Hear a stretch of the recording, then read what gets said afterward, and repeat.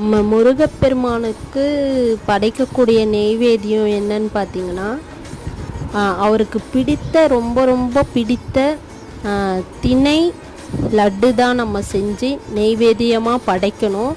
ரொம்பவே அவருக்கு பிடித்தமான நெய்வேத்தியம்னு சொல்லலாம்.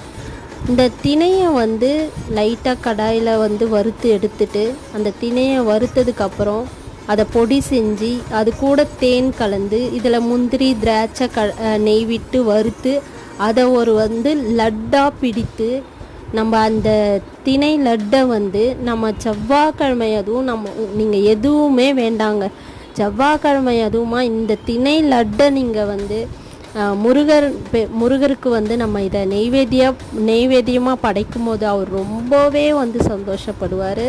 இது ஈஸியும் கூட.